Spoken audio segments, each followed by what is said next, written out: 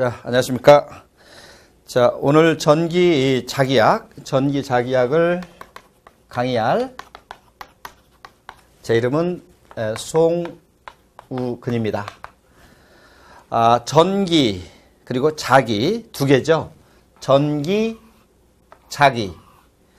그래서 전기 파트하고 자기 파트를 우리 1장부터 총 11장까지 이렇게 구성이 되어 있습니다. 자, 먼저 1장부터 6장까지는 전기 파트가 되겠고, 그 다음에 7장부터 11장까지는 자기 쪽으로 구분하겠죠. 그래서 전기와 자기, 자계, 그렇죠? 전계, 자계. 그래서 이것을 이제 전기자기약, 그렇죠? 전기자기약이라고 한다. 자, 우리 교재 목록편을 보시면은 이제 1장부터 총 11장까지 구성이 되어 있는데, 먼저 1장에는 벡터가 나옵니다. 1장에는 벡터. 자, 이 벡터 파트는 기사시험 같은 경우는 한 문제꼴. 기사는 한 문제가량이 나온다면, 이 산업기사는 뭐 지금까지 거의 나오는 예가 거의 없다. 그래서 0문제 내지 한 문제, 뭐 안 나올 때가 상당히 많죠. 이렇게 벡터가 되겠죠.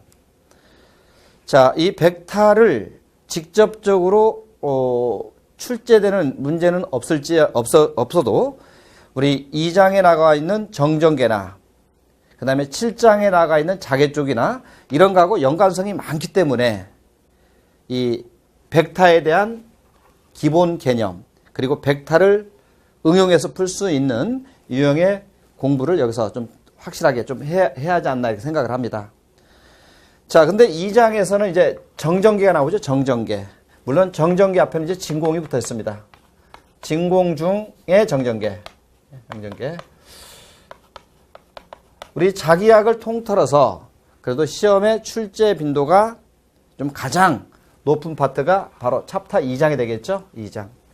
뭐 기사에서는 약 3문제, 뭐 많게는 산업기사에서는 6문제, 뭐 3문제 내지 6문제꼴, 뭐 기사가 됐건 산업기사가 됐건 출제 빈도가 가장 높다.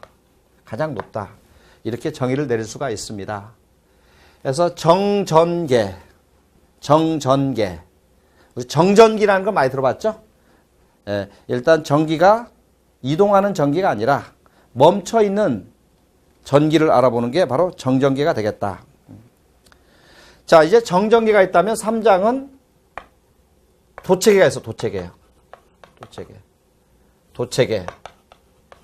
즉 이것도 마찬가지로 도체계도 진공 중에 도체계.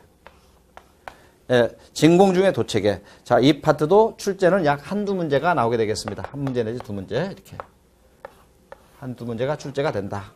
진공 중에 도체계. 뭐 여기는 전위계수가 나오고, 뭐 용량계수, 뭐 유도계수. 특히 이 도체계에서 가장 많이 나오는 것은 이 콘덴서 쪽이 많이 나오게 됩니다. 콘덴서. 자, 이제 파트 4장에 들어가 보시면 유전체가 나옵니다. 유전체. 그래서 유전체에서 이제 분극의 세기 또는 경계 조건, 그리고 콘덴서의 접속이나 패러데이 관, 이런 파트의 유전체가 나오는데, 이 파트가 우리 2장에 나와 있는 정전계 다음으로 좀 출제가 좀 많이 된다. 그래서 2문제 내지 3문제 가량 이렇게 출제가 되죠. 2-3문제가 출제가 된다. 뭐 이렇게 정의를 내릴 수가 있습니다. 2-3문제. 자, 그 다음에 전개의 특수해법이 나옵니다. 전개의 특수해법. 해법이 나오는데 이것은 약 한 문제. 물론 이 파트는 출제가 안 될 때도 있다. 약 한 문제 내지 0문제 정도 되겠죠. 그래서 1장부터 5장까지 특수해법. 그리고 6장에 나오는 게 뭐야? 전류편이 나오죠. 전류. 자, 이 전류편도 약 한 문제가 나옵니다. 출제. 자, 이것은 어디까지나 평균적으로 나왔던 문항의 수라고 말할 수가 있겠죠. 자, 여기까지가 뭡니까? 전기 쪽이야. 전기 쪽이다. 그럼 이제 자계 쪽은 이제 7장부터는 자계 쪽이야. 7장부터는 자계, 정자계. 그렇죠? 진공 중에 정자계. 우리는 2장이 끝나면은 바로 7장으로 넘어가서 자, 정전계와 정자계를 비교하면서 강의를 해드리면 쉽게 편하게 이해할 수가 있겠다. 자, 이 정자계 나오는 파트도 마찬가지로 약 한 두세 문제가 이렇게 출제가 됩니다. 많게는 3문제, 더 많게는 4문제까지 출제가 되지만 평균적으로는 자계 쪽, 정자계 쪽, 자계는 보이지 않습니다. 눈에 보일 수가 없습니다. 어떤 가상적인 걸 놓고 해석하는 이런 학문이 되겠죠. 그래서 두세 문제가 나오고 뭐 여기서도 마찬가지로 정전계에서 했던 것과 마찬가지로 뭐 쿨롱의 법칙부터 그 다음에 전계의 세계가 나오면 자계의 세계가 나온다든가 이런 파트가 계속 반복이 되겠죠. 예, 상당히 7장이 2장, 4장, 7장 이런 파트가 전체적으로 시험 출제 빈도는 상당히 높다. 이렇게 설명을 드릴 수가 있네요. 그 다음에 자성체가 나옵니다. 8장. 자성체하고 자성체. 자성체, 뭐 자석을 가지고 있는 성질? 물체? 그렇죠. 자성체. 그리고 자기회로. 자기회로가 나오는데 자, 이 파트에서의 출제 빈도도 2문제가량. 평균에 한 2문제가량이 출제가 된다. 2문제. 그렇죠? 2문제. 물론 한 문제에서 3문제 사이입니다. 야, 그래도 평균 2문제 정도가 출제가 된다. 문제. 자성체. 뭐 이 파트도 중상급, 중위도는 중상급 이상이 되겠습니다. 자, 그 다음에 9장의 전자유도. 전자유도가 나오죠? 자, 전자유도. 자, 이 전자유도에는 뭐 패러데이의 전자유도 법칙이 나옵니다. 물론 이 파트는 유도에 대한 파트는 여러분들이 전기 기기 쪽이나 아니면 회로 쪽에서도 이런 전자 유도 현상이 나오죠. 예. 그다음에 전류가 도체 표면에 집중이 되는 현상. 일명 이것을 스킨 이펙트, 표피 효과라고 하죠. 뭐 표피 효과에 대한 내용. 약 문항수는 한 문제 정도 출제가 된다고 볼 수가 있다. 한 문제. 자, 이제 10장은 인덕턴스가 나옵니다. 인덕턴스. 자, 우리 회로에서도 인덕턴스를 배웠습니다. 인덕턴스는 코일의 성분입니다. 그래서 인덕턴스의 계산은 어떻게 하고, 그 다음에 인덕턴스에 접속이 됐을 때, 이때 합성 인덕턴스는 어떻게 되는가? 그 다음에 에너지, 자계 에너지 값은 어떻게 나타내 주는가를 나타내는 것. 인덕턴스, 이 문제도 한두 문제가 출제가 된다. 한두 문제. 그렇죠? 야, 이제 마지막으로 전자계가 나옵니다. 전자계. 원래는 이건 전계와 자계를 합쳐놓은 거죠? 약 한 문제 정도. 전계, 자계. 그래서 전류 밀도, 뭐 임피턴스, 뭐 그 다음에 전자계의 특성, 이런 특성, 전자파의 경계 조건, 이런 내용이 전체적으로 전자계에서 나오는 파트가 되겠습니다. 일단 뭐 문제, 뭐 출제에 대한 그런 개념을 좀 설명을 드렸는데요. 자, 이 자기학은 우리가 그 5과목, 우리 기사 시험 보는데 5과목 중에서 좀 가장 어렵게 생각하는 과목이라고 생각을 합니다. 근데 회로는 공식을 가지고 답을 찾는 문제가 아닙니다. 공식을 가지고 어떤 회로도를 보고 이것을 문제를 간소화시키면서 어떤 결과를 도출해낸다면 이 자계 쪽은 공식만 가지고도 푸는 문제가 50% 이상이 됩니다. 그렇죠? 유도 과정은 상당히 복잡하지만 결과식을 가지고, 즉 마지막 공식을 가지고 답을 찾을 수 있는 유형의 문제는 의외로 많다. 그래서 자기학은 점수 따기가 오히려 회로보다는 조금 더 쉬울 수가 있다는 얘기입니다. 자, 이렇게 좀 명심하시고, 자, 바로 이제 우리 오늘 강의를 들어가겠습니다. 네.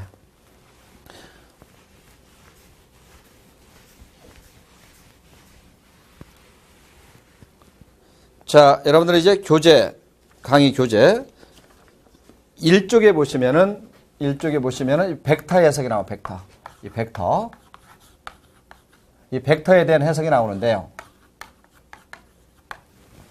자, 여기 공부하다 보면 이제 스칼라가 있고 벡터가 있습니다. 이런 스칼라, 벡터 이렇게 나오죠. 스칼라, 벡터. 뭐 스칼라 가장 대표적인 게 전이야, 전이. 또는 자이 이런 게 있죠, 전이. 전이 V, 자이 U 이런 거죠. 즉 스칼라는 크기는 있다. 크기는 존재하지만 이런 것들은 크기는 존재하지만은 방향은 존재한다 안 한다? 방향은 존재하지 않는다. 여기에 비해서 벡터는 크기도 있고 방향도 있고 크기와 방향을 동시에 나타낼 수 있는 것은 벡터가 되겠죠. 자, 전이가 있다면 벡터는 전개가 있어, 전개. 이제 우리 2장 정전계에서 전개가 뭔가에 대한 공부는 나중에 하겠습니다. 그래서 전개를 기호를 2로 표기합니다. 뭐 우리 회로에서는 이것을 뭐 기전력이라는 또는 전압이라는 이런 단위를 썼지만은 여기서는 이제 2는 전개라는 이런 기호를 쓰겠습니다. 자, 그 다음에 자이 대신에 우리 자이가 있죠? 스칼라. 전이가 있고, 좀 제가 말을 잘못했네요. 전이가 있고, 그 다음에, 뭡니까? 전압. 즉, 전이가 있고, 그 다음에 자이가 있다면, 여기는 전개가 있고 또 뭐가 있습니까? 자개가 있습니다. 전이에 자개가 있다, 자개가 있다. 자개를 이렇게 H로 표기하죠? 자이는 자개, 전이는 전개. 해서 이건 크기와 방향을, 크기도 있고 방향도 있고 크기와 방향이 동시에 존재하면 이제 벡터라고 하죠. 벡터다.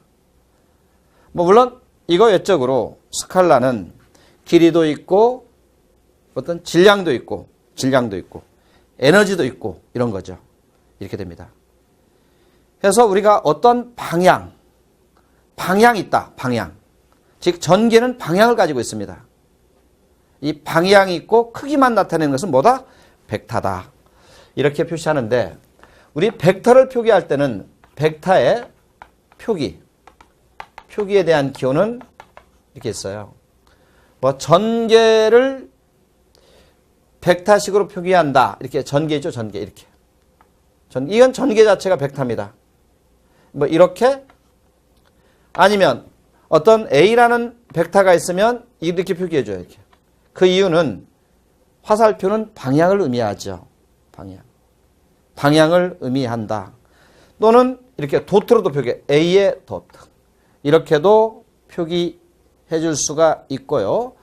그 다음에 이런 벡터를 크기 A에다가 N.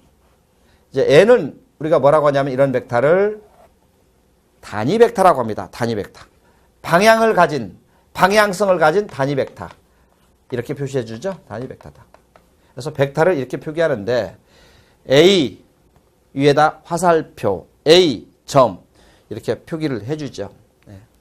표기를 해 주게 된다. 자, 근데 이런 벡터에는 종류에는 뭐 기본 벡터가 있고 기본 벡터. 기본 벡터가 있죠? 기본 벡터가 있고 또 무슨 방향을 나타내는 단위 벡터가 있다. 그래서 가장 대표적인 기본 벡터와 단위 벡터가 있다. 자, 우리 기본 벡터는 어떤 벡터냐? 크기가 1이면서 방향을 나타내주는 성분. 크기가 1이면서 크기가 1 그리고 방향을 나타내는 방향이 존재합니다.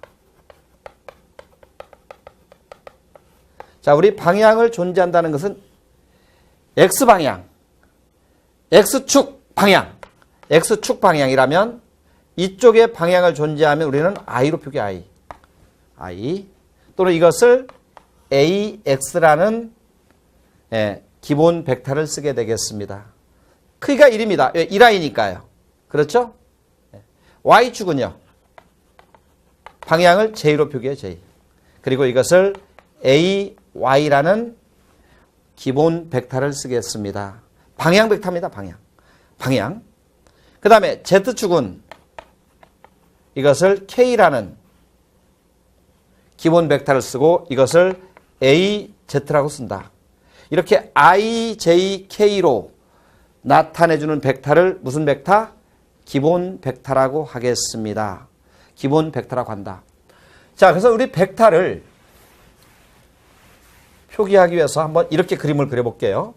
자, 우리 교재하고 좀 달리 한번 해볼까요? 이게 X방향, Y방향, Z방향이라면, XY, Z축이라면, 자, 실제로 X와 Y의 각도는 우리 여러분들 근무하고 있는 건물의 각이 이게 바닥입니다.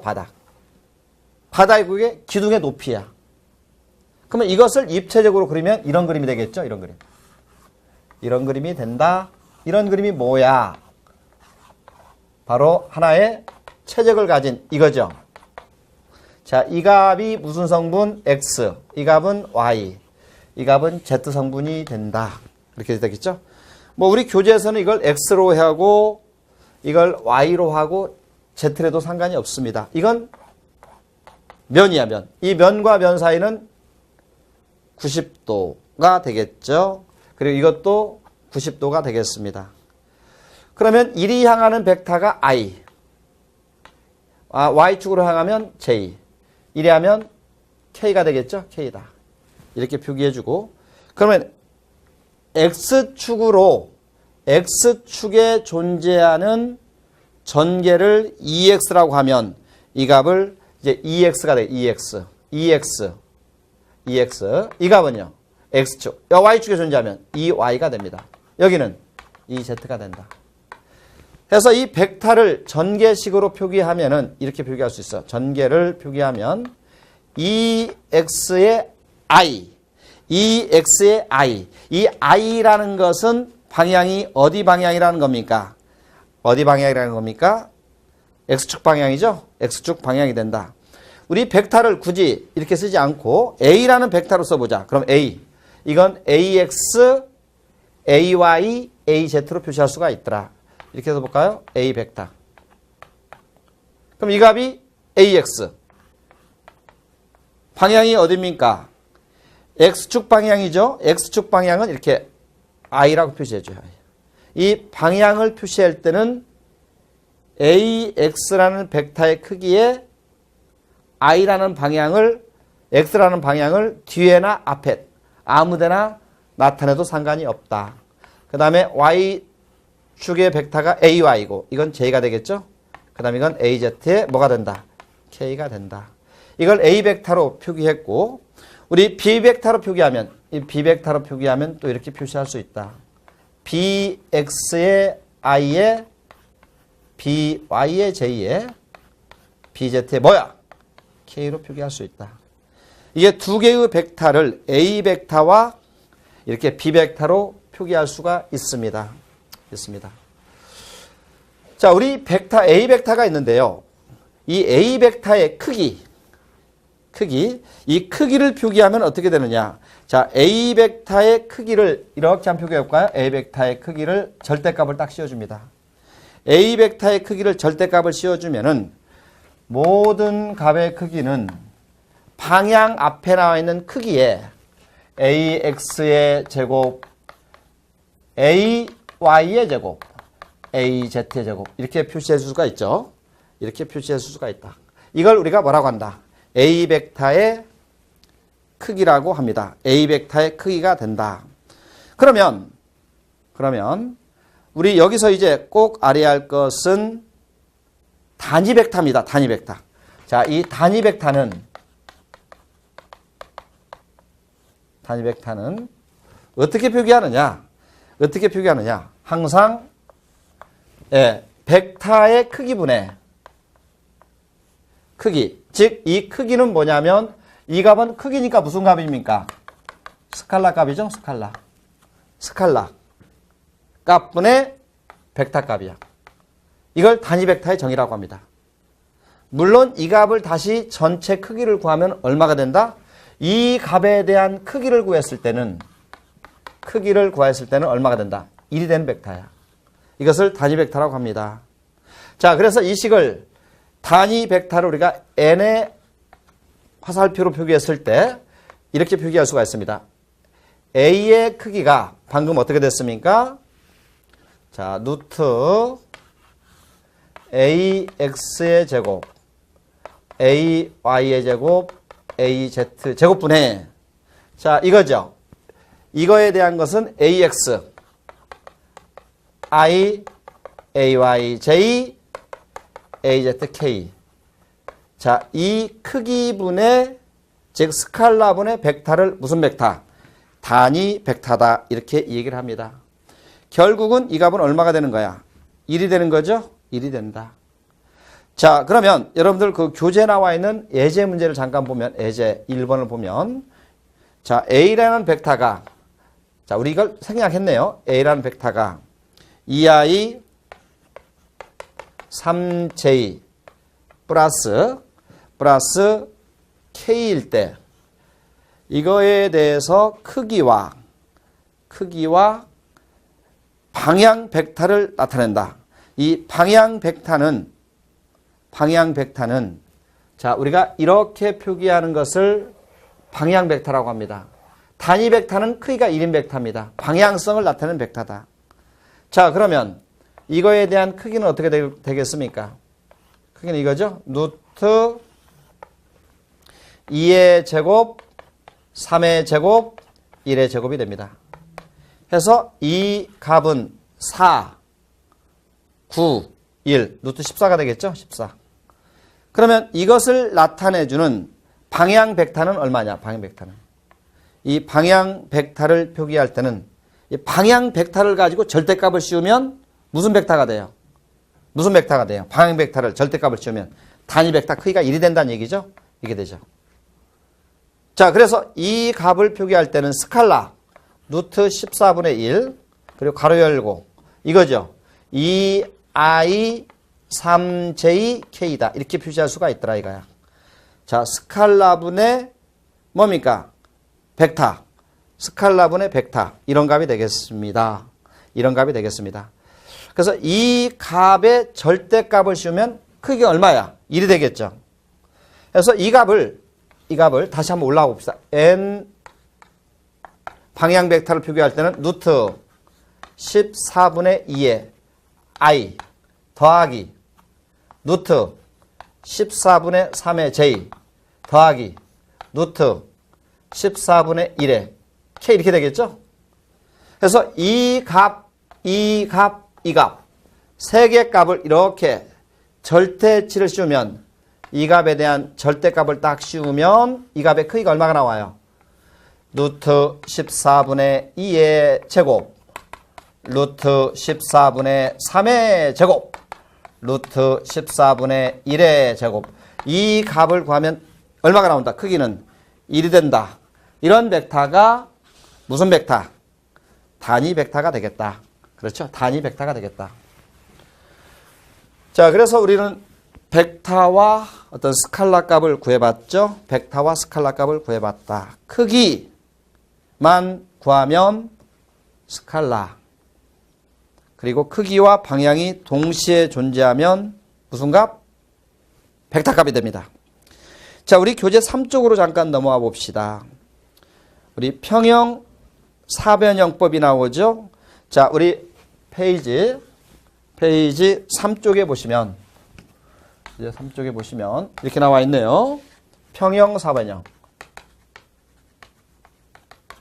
사변형꼴에 대해서 나와 있는데, 자, 이렇게 A 벡터가 있고, 그리고 이렇게 B 벡터가 있다면, 그럼 이쪽으로 가면 무슨 벡터입니까? 마이너스 B 벡터가 됩니다. 이건 A 벡터가 되고, A 벡터와 B 벡터를 합치면 얼마가 되느냐? 우리 A라는 벡터를 이렇게 표기했죠? 자, A라는 벡터를 AX, I, AY, J, AZ, K로 표기하고 B라는 벡터는 BX, I, BY, J, BZ, K가 됩니다. 그러면 여기 마이너스 B는 여기다 뭘 채워주면 돼요? 마이너스를 해주면 되겠죠? 자, 그러면 합과 차에 대한 두 개의 벡터는 이거야. X축 방향이면 X축 방향끼리 더해주는 겁니다. 이놈과 이놈을 더해줍니다. 다시 말하면 AX 더하기 BX야. 이거에 뭐야? I가 되겠죠? 이게 합이야, 합일 때. 차일 때는 이것만 빼주면 되겠고, 마찬가지로 이제 Y축도 마찬가지. Y축도 AY, BY 더하기 빼기 BY 그리고 뭐야? J가 되겠죠? 그리고 A의 Z 플러스 마이너스 BZ의 뭐가 됩니까? K가 됩니다. 자, 이렇게 표기한 것을 합과 차라고 한다. 자, 합과 차라고 한다. 평형사원형. 여기서 우리가 꼭 알아야 할 팁을 하나 보면은 이 평형사변형이 나왔을 때 이 평형사변형에 대한 면적을 구하는 식이 나옵니다. 이 식은 꼭 좀 알아놓으시기 바랍니다. A라는 값하고 B라는 값이 있다. A라는 값과 B라는 값이 있어요. 이거의 각도가 세타가 있습니다. 세타가 주어지면 자, 우리가 이제 조금 있다가 이거 외적이 나옵니다. 외적이 나왔을 때 이 A 벡터, B 벡터 했을 때 이거의 합성값은 뭐냐? 즉 이것을 합성을 해준 값은 이놈과 이놈을 이렇게 합쳐서 이 값에 대한 벡터를 C 벡터라고 하면 이 C 값은 어떻게 되느냐 이거야. C 값은 일단 C의 벡터의 크기를 딱 물어보면 이 공식은 꼭 알아놓으시기 바랍니다. 예, 이게 세타가 되면 이 값은 루트. 이걸 우리가 평행 사변형에 대한 면적을 나타내주는 수식이 된다. A의 제곱, B의 제곱, 그리고 AB의 코사인 세타로 나타내준다. 일단 이 면적이 무슨 면적이냐? 평행 사변형. 평행 사변형에 대한 뭐야? 면적이 된다. 꼭 알아놓으시기 바랍니다. 면적. 자, 이 식을 가지고 이제 푸는 문제가 있을 거다. 그 다음에 이제 거리 벡터가 나옵니다. 거리. 이거 있죠? 뭐 R이 있고 R1이 있습니다. 거리가. 근데 R보다 R1의 거리가 더 가까운 거냐, 먼 거냐? 멀어요. 멀면은 이게 X축이라고 했을 때는 다시 말하면 R1에서 뭐야? R을 빼준 값 이렇게 되겠죠. 만약에 이놈이 X축이라면 여기다가 뭐가 붙어요? I가 붙고, Y축이라면 J가 붙고, Z축이라면 뭐가 붙어요? K가 붙겠죠. 그래서 이 R에 대한 점을 뭐 X 그리고 Y, Z로 표기하고 R1이라는 점을 X1, Y1, Z1 표기했을 때 거리가 X보다는 X1이 멀다고 했을 때 자, 이것은 X축, Y축, Z축이라고 했을 때 이 거리 벡터 이 값을 우리가 표기하면 뭐냐? 자, 우리 거리 벡터를 그냥 R1 빼기 R을 그냥 R이라고 표기하면 그냥 R-라고 표기할까요? R-라고 표기하면 자, X1이 크죠? X1에서 X를 빼서 뭐야? X축 방향이니까 뭐? I. Y1에서 Y를 빼서 뭐야? J. 그리고 Z축 방향은 Z1에서 Z를 빼서 뭡니까? 뭘 붙여요? K를 붙여준다. 이런 벡터를 뭐라고 한다? 거리 벡터라고 한다. 거리 벡터. 이런 값을 거리 벡터라고 하죠. 그래서 거리 벡터의 크기를 구할 때는 절대값을 씌워가지고 루트 이거의 제곱 이거에 제곱해서 무슨 값을 구할 수 있다? 거리의 크기를 구할 수가 있다. 거리의 크기를 구할 수가 있다.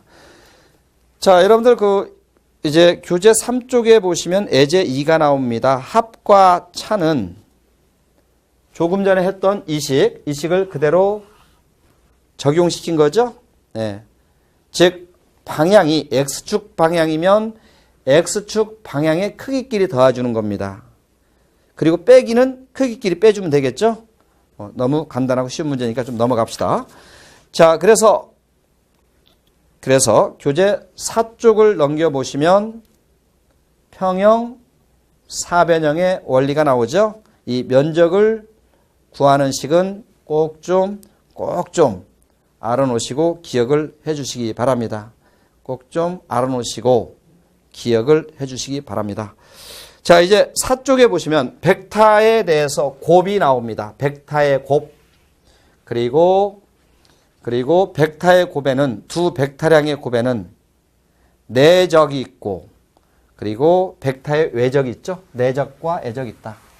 좀 어렵죠. 내적, 외적.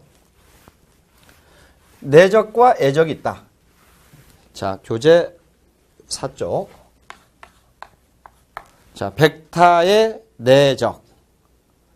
두 벡터의 곱입니다. 두 벡터. 두 개의 벡터.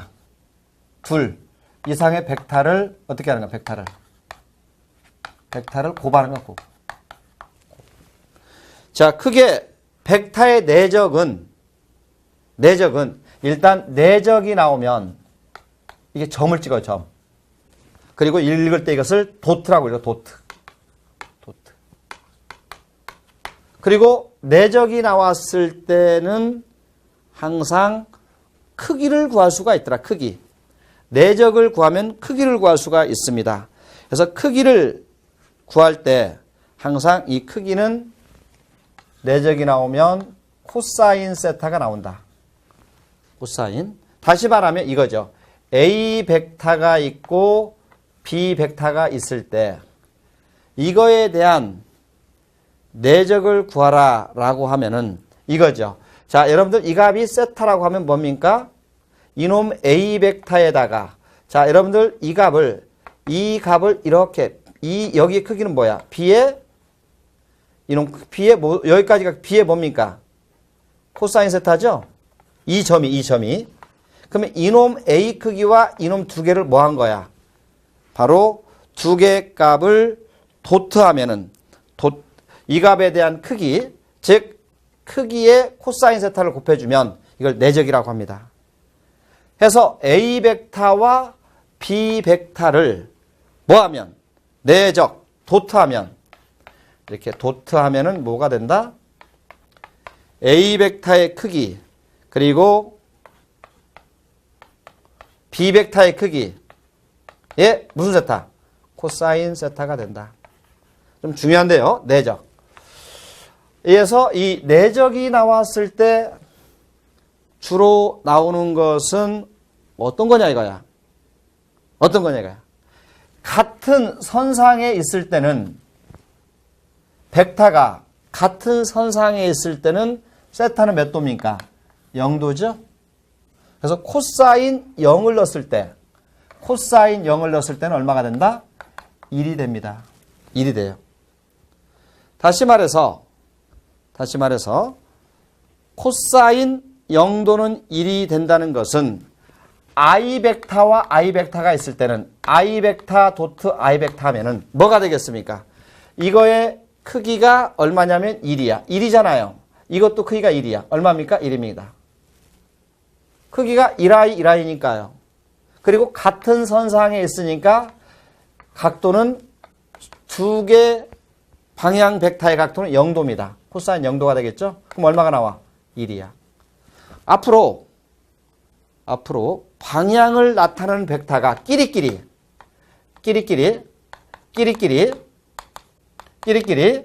이렇게 주어지면 이 벡터의 크기는 얼마가 성립한다? 항상 1이 성립한다는 걸 꼭 명심을 해주시기 바랍니다.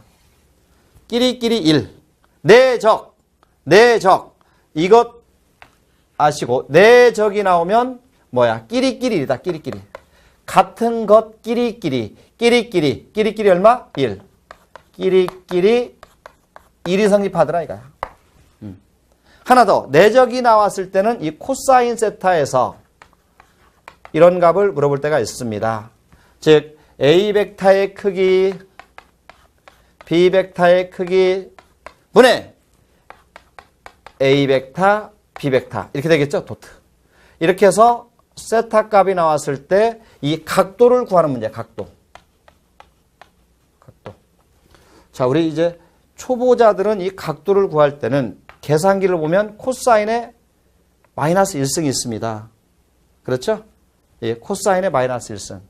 즉 세타를 구할 때는 코사인의 마이너스 1승에 이 값 있지 않습니까? 이 값. 이 값이 들어가면 각도가 나와. 이 값이 코사인 마이너스 1승의 크기로 들어가면 이 각도가 나오게 돼. 각도가요. 이제 계산기를 이제 사용해서 누르는 방법을 아셔야겠네요. 아셔야겠다. 자, 일단 내적이 나오면 I, J, K가 일 때는 얼마? 1이 된다. 그러면 I 도트 J가 나왔어요. I 도트 J가 나왔어요. 그러면 이거의 각도는 그래요. 아까 우리가 이런 입체적인 면적을 구할 때 X와 Y에 대한 이 각도가 몇 도입니까? 이게 90도 아닙니까? 그렇죠? 그래서 1이고 코사인 90도는 얼마야? 0이 되잖아. 0이 되잖아. 그래서 이 값은 0이 된다. 그러면 끼리끼리가 1이라면 끼리끼리가 아닐 때는 I, J, K, I를 돛하면 서로가 다른 걸 돛하면 얼마가 된다? 0이 된다. 그래서 안 끼리끼리 0, 끼리끼리는 1. 이 관계를 좀 확실하게 알아놓으시기 바랍니다. 자, 그래서 내적은 1번에 나와 있고, 그 다음에 여러분들 여기에 이제 그 예제 문제 3번이 하나 나와 있죠? 잠시 예제 문제를 풀어보겠습니다. 자, 먼저 이 각도에 대한 문제가 나와 있습니다. 자, 예제 문제 3번에 각도가 어디서 나와 있습니까? 직교란 말이 나와, 직교. 자, 3번에 대한 예제 3번. 세타가 왜 90이냐? 직교니까요. 직각으로 교체한다. 그게 바로 세타가 90도란 얘기죠. 자, 이 두 개의 벡터가 직교할 때 AX가 얼마냐? 뭐였습니까? 두 개의 벡터를 곱하면 A의 크기, B의 크기에 무슨 세타? 코사인 세타로 표기할 수가 있습니다. 크게 할 수도 있다. 그러면 A 벡터와 B 벡터를 말해볼까요? A 벡터는 AXI 그리고 2의 J 플러스 3의 K 이렇게 나와 있죠? 그 다음에 B라는 벡터는 마이너스 2의 I 그리고 J 플러스 2K입니다. 그러면 이걸 도트하면 아까 뭐라고 했습니까? 도트하면 이거와 이걸 도트할 때만 크기가 존재하고 다른 걸 도트하면 다 0이 되니까 곱해줘요. 다시 말해서 A 도트 B를 했을 때 이 값은 뭐입니까? 마이너스 2의 AX가 되고 이건 1이죠. 얼마가 되겠습니까? 2가 되고 플러스 6이 되죠. 마이너스 2 AX 마이너스 2의 AX IJK니까 마이너스 2의 AX 이걸 우리가 도트한 거죠. 그러면 이거의 크기는 어떻게 되느냐? 자, 이거의 크기는 얼마고 이거의 크기는 얼마냐? 이거네요. 크기는 어떻게 되겠습니까? AX의 제곱, 2의 제곱, 3의 제곱이 되고요. 3의 제곱이 되고요. 그 다음에 B에 대한 크기는 얼마가 되느냐? 이렇게 되겠죠? 이 값이 얼마가 된다? 이겁니다. B에 대한 크기는 마이너스 2의 제곱, 1의 제곱, 2의 제곱이 됩니다. 물론 이걸 크기를 여기다 넣어주는 거예요. 근데 아까 직교, 이거 몇 도야? 90도. 코사인 0도는 1이지만 90도는 0이 돼버리니까 굳이 이 값을 안 구해도 이 값을 0 놓고 풀면 ax 값을 구할 수 있더라 이거야. 그렇죠? ax는 그래서 얼마가 나온다? x를 구했더니 4가 나오네. 4가 되겠죠? 넘겨서 빼주고. 그래서 이런 크기를 구할 필요 없이 코사인 90도가 0이니까 전체 이 값이 0이 되고 a 도트 b 값이 이 값 아닙니까? 이걸 0으로 놓고 ax 값을 구할 수 있더라 이거죠. 예. 자, 우리 내적에 대해서 한번 배워봤습니다. 내적. 내적은 도트다. 자, 내적 정리. 내적은 도트다. 내부의 적, 내적은 뭘로 표기해? 도트로 표기한다. 그리고 끼리끼리 1이다.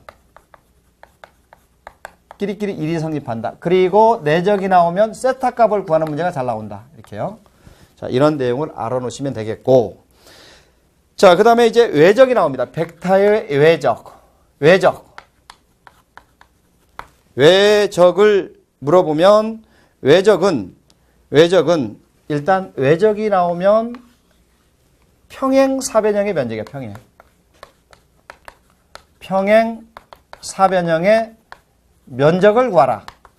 이런 문적이 잘 나옵니다. 그래서 외적을 나타내는 기호는 뭘로 표기하냐면 이렇게 표기한다. x. 이걸 곱하기라고 하지 말고 이것을 우리가 읽을 때는 이걸 뭐라고 한다? 크로스라고 해요. 크로스 시킨다. 크로스다. 외적은 클로스입니다. 클로스. 다시 말해서 A 벡터와 B 벡터의 외적을 구할 때는 이렇게 클로스를 시켜요. 클로스. 그렇죠? 클로스 시킨다. 그리고 이건 외적을 하면은 이건 뭡니까? 회전성입니다. 계속 회전하려고 하는 어떤 성질. 돌고 즉 오른 나사의 법칙, 엄지 손가락 방향으로 계속해서 회전하고 들어가는 방향이죠. 이럴 때는 오른 나사의 법칙을 사용했을 때 앞으로 회전성은 뭐냐?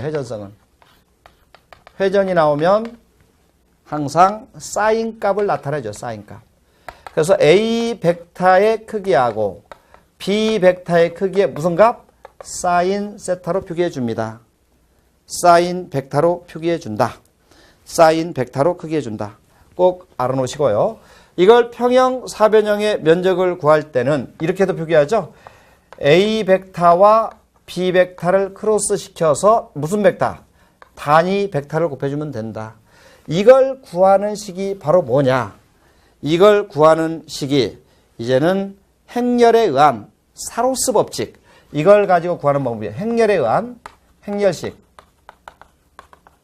의한 사로스 법칙이 있다.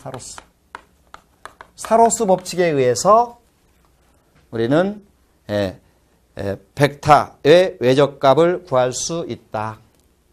그럼 이 회전은 X방향, Y방향, 그리고 Z방향 있지 않습니까? I, J, K 이렇게 갑니다. 방향이. I와 J를 크로스 시키면 이게 나와요. K가 나와요. 그리고 J와 K를 크로스하면 I가 나옵니다. 그 다음에 K와 I를 크로스하면 뭐가 나온다? J가 나옵니다. 앞으로 외적 크로스 시켰을 때는 I, J, K를 해놓고 이렇게 가면 정방향, 플러스 방향이 됩니다. 근데 이놈을 반대 방향으로 이렇게 회전시키면, 이렇게 시키면 이건 마이너스를 붙여줘야 합니다. 이렇게 마이너스. 다시 말해서 K에다가 J를 곱해주면 I가 아니라 무슨 I? 마이너스 I가 된다. 그렇죠? 만약에 J에다가 I를 곱해주면 거꾸로 뭐가 붙어? 마이너스 K가 됩니다. 그렇죠? 이 여기 있는 것들이 다 앞으로 오고 이게 다 뒤로 오면 뭘 붙여주다? 마이너스를 붙여주라. 자, 그래서 크로스 시켰을 때는 항상 I, J, K순으로 가면 플러스. 그 다음에 반대 방향. KIJ 방향으로 가면 역방향 성분이 되겠죠. 역방향 성분이 되겠다. 그러면 여기서는 우리가 하나 알아야 할 것은 외적을 구할 때는 사로스 법칙에 의해서 우리 행렬값 하나 구해보겠습니다. 사로스 법칙. 자, 우리 외적을 구할 때는 항상 행렬식으로 풀어주면 아주 편하게 되는데요. 행렬식으로 구하면 편하게 되죠. 자, 우리가 이런 벡터가 있다고 합니다. 어떤 벡터? AX, A라는 벡터가 AX, I, AYJ, AZK가 주어지면 B벡터는 BXI, BYJ, BZK 이렇게 주어집니다. 자, 이걸 우리가 쉽게 구하는 식은 물론 A 크로스 B 했을 때 몇 개를 곱해줘야 합니까? 3개 곱해주고 9개를 곱해서 정리하면 되죠. 이걸 다 정리해주면 9개가 나옵니다. 만약에 I 하면은 이건 뭐가 됩니까? I 크로스 I 하면은 이 값은 크로스 했을 때 각도가 이거 곱해주면 0이 되지 않습니까? 이렇게 곱해주면 IJ를 곱해주면 K가 됩니다. 물론 이렇게 하면 복잡하니까 이것을 구하는 것을 사로스 법칙에 의해서 행렬값, 즉 삼열식에 의해서 구해준다는 얘기죠. 자, 이로 한번 와볼까요? 자, 먼저 이거에 의해서 구할 때는 첫 번째 A 크로스 B를 했을 때 가장 먼저 알아야 할 것은 뭐냐? 일행에다가는 뭘 적어주냐면 방향을 적어줘. I, J, K라는 방향을 먼저 적어줍니다. 그리고 이제 크기, A 벡터의 크기, AX, AY, AZ를 적어주죠. 그 다음에 B 벡터, BX, BY, BZ를 적어줍니다. 이렇게 적어주고, 자, I 값을 구할 때는 이 열을 제껴놓고 이것만 가지고 풀어줘요. 물론 이거 플러스 3개, 마이너스 3개 이 식을 정리해주면 나오게 되겠지만은 자, 이 I를 구할 때는 1열 재가지고 이것만 가지고 이렇게 하면 플러스. 그래서 I는 A, Y, B, Z가 나오죠. Y, Y, B, Z. 이렇게. 그리고 이렇게 하면 빼기 A, Z, B, Y 이런 식으로 빼서 I 값이 되겠죠? I 값이 된다. 그 다음에 J 값을 구할 때는 뭐냐? J 값. 자, 이 플러스 J를 구할 때는 이 J를 구할 때는 어떻게 하겠습니까? 이 놈이 어디로 가냐면 1이 옮겨와요. 1이 와. 그렇죠? 1이 다시 옮겨와요. 옮겨오면 어떻게 됩니까? I, AX, BX가 되죠? 옮겨왔어요. 자, 이 값을 구할 때는 이걸 제껴놓고 뭘 구해요? 자, 이렇게 하면 AZ, BX 빼기 AX, BZ가 되겠죠? 이런 식이 됩니다. 그 다음에 K 값을 구하면 자, 이 값을 구할 때 이걸 제껴놓고 AX에서 이걸 빼주면 되겠죠? AX, BY 마이너스 BX, AY를 빼서 이 식을 다 더해주면 바로 평형 사변형에 의해서 구한 하나의 벡터값과 똑같은 이런 값이 되겠다. 자, 여러분들 그 예제 문제 4번을 보고 한번 문제를 천천히 한번 풀어볼게요. 예제 문제 4번을 봅니다. 자, 4번의 A 벡터. 자, 우리 A 벡터가 EI, EJ 플러스 4K. 그 다음에 B 벡터. B 벡터가 4I, E 마이너스 EJ 6K일 때. 자, 이걸 A와 B를 크로스했다. 뭘 구하는 거야? 외적을 구하라는 거죠. 외적을 구하라. 이런 문제입니다. 물론 I, J, K는 X, Y, Z 방향의 단위 벡터가 되겠다. 이렇게 하면 가장 먼저 사로스의 법칙에 의해서 구할 때는 방향을 먼저 적어주라. ijk를 먼저 적어줍니다.